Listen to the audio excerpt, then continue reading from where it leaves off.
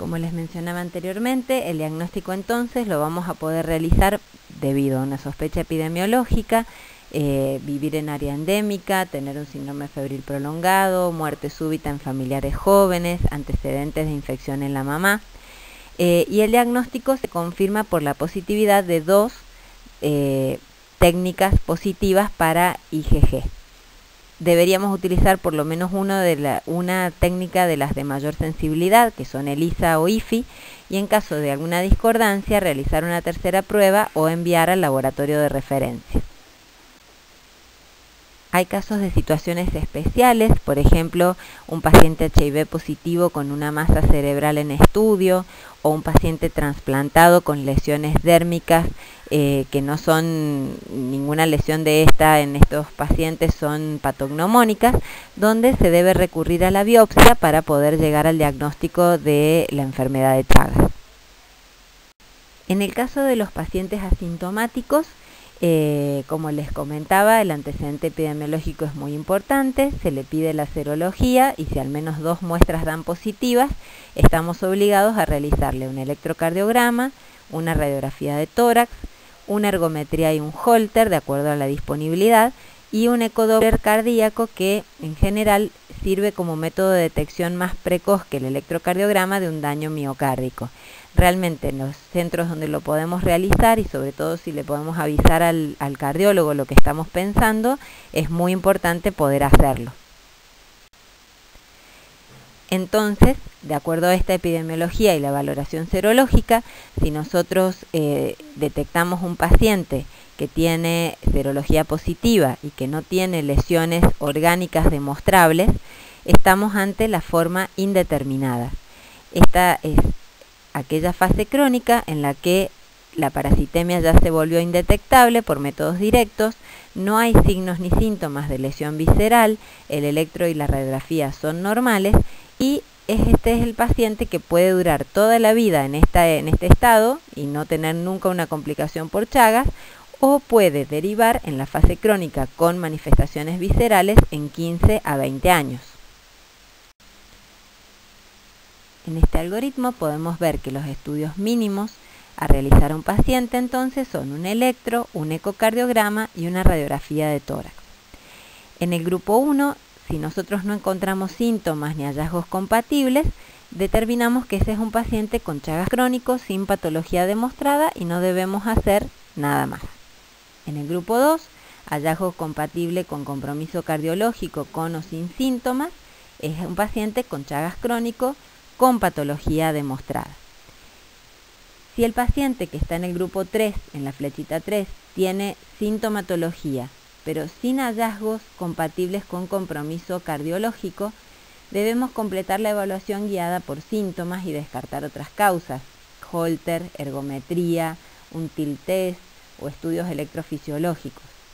Si no encontramos hallazgos compatibles, ese paciente es considerado como Chagas crónico sin patología demostrada. Si encontramos síntomas compatibles, Chagas crónico con patología demostrada. Y en el caso 4, cuando tenemos síntomas compatibles con compromiso digestivo, se hacen estudios radiológicos contrastados guiados por los síntomas. Si no encontramos megavísceras, sin patología demostrada, y si encontramos alteraciones viscerales, es un Chagas crónico con patología demostrada. Esto nos sirve como para orientar también las medidas a llevar a cabo con este paciente, la orientación laboral y demás. El Chagas crónico, como les contaba, es generalmente causa de compromiso miocárdico. Esto ocurre en un 20 a un 40% de los infectados y la miocardiopatía chagásica es la causa más frecuente de cardiopatía no isquémica en las zonas endémicas.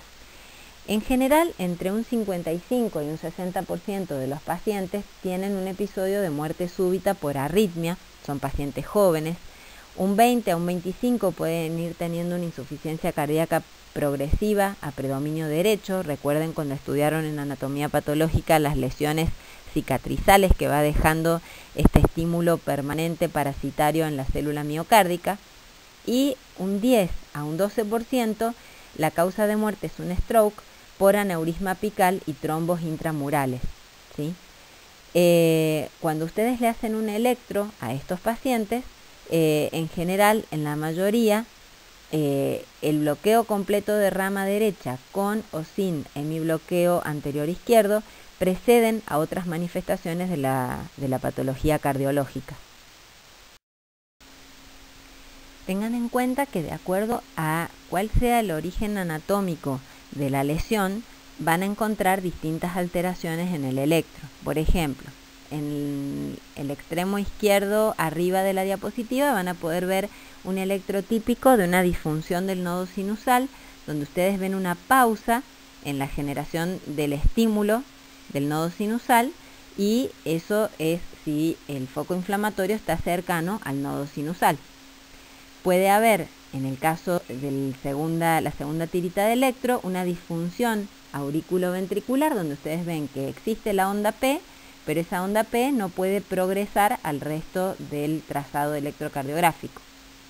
En el caso de la tercera tirita de electro del lado izquierdo, van a poder ver la disfunción auriculoventricular que da origen al bloqueo completo de rama derecha.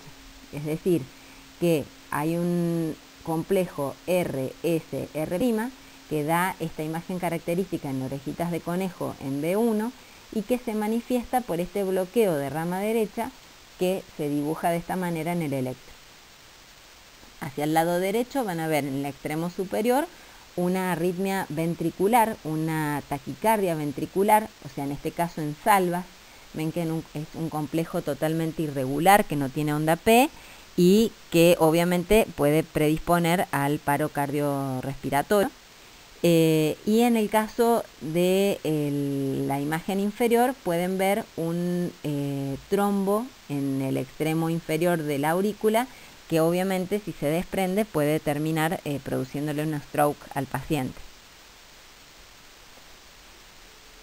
Esta radiografía lo que muestra es una cardiomegalia importante por miocardiopatía dilatada con mayor afectación del ventrículo derecho.